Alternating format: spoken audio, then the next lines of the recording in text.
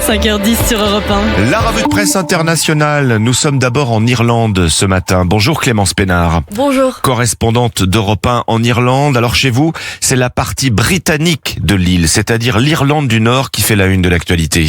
Plusieurs nuits de violentes émeutes qui ont secoué Belfast après une attaque au couteau survenue lundi soir dans la capitale. L'agression d'une extrême brutalité a été filmée puis largement diffusée sur les réseaux sociaux. Sur les images, l'auteur présumé, un demandeur d'asile originaire du Soudan selon la police, apparaît assis sur sa victime ensanglantée.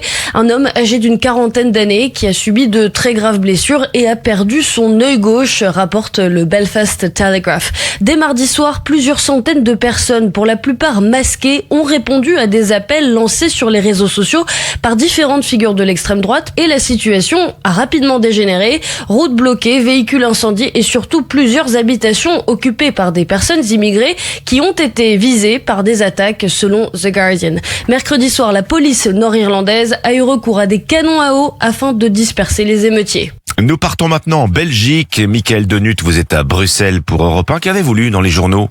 Eh bien, la presse belge parle largement de cette polémique autour des radars tronçons. Le principe rappelle 7 sur 7 et Atlas News, des radars qui se multiplient un peu partout. 2 caméras calculent votre vitesse moyenne sur plusieurs kilomètres. Impossible donc de freiner juste avant le flash. La polémique grandit car selon Le Soir ou encore 21 News, des sociétés privées installent ces systèmes qui gèrent les données et touchent aussi parfois une partie des recettes avec les communes. Bref, un vrai business. Résultat, note Sudinfo, pour quelques kilomètres heure de trop, les PV tombent à la chaîne. La dernière heure parle d'un système devenu ultra rentable pour certaines communes. Aujourd'hui, sur les routes belges, le radar tronçon ne piège plus seulement les chauffards, rappelle la presse, et il flash aussi directement les portefeuilles. Et nous voici enfin en Argentine ce matin. Marie Roustan, vous êtes à Buenos Aires pour Europe 1. Après le coup d'envoi hier soir de la Coupe du Monde, de l'espoir et une question dans les journaux chez vous.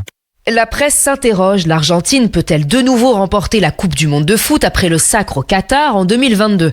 Pour CNN espagnol, oui, l'Argentine a toutes ses chances après un parcours presque parfait, brillant, lors des classifications ou de rencontres amicales. Selon des projections du journal sportif Olé, l'Argentine est dans le peloton de tête pour remporter le titre suprême avec le Royaume-Uni et la France. TN renchérit, les premières victoires sont assurées avec un groupe jugé facile. Première rencontre pour l'Argentine de Lionel Messi mardi 16 juin face à l'Algérie. Méfiance, analyse cependant ESPN Argentina. Il ne faut pas sous-estimer l'Algérie à l'instar de la Jordanie ou de l'Autriche, autres adversaires du groupe qui peuvent surprendre. Le média insiste sur l'atout de l'Argentine, la confiance de l'équipe et un équilibre d'âge entre les jeunes joueurs et les plus confirmés. Marie Roustan, correspondante d'Europe 1 en Argentine. C'était votre revue de presse internationale sur Europe 1 à 5h13. À suivre dans 5 minutes les initiatives en France, Alexandre. Oui, ce matin, un vendeur bien connu des amateurs de lecture, Recycle Livre. Bah oui, c'est quand même le premier vendeur français en ligne de livres d'occasion, marché porteur. Alors il faut faire du volume. Un livre vendu ne rapporte presque rien, vous dira la patronne de Recycle Livre avec nous dans 2 minutes. Europe 1.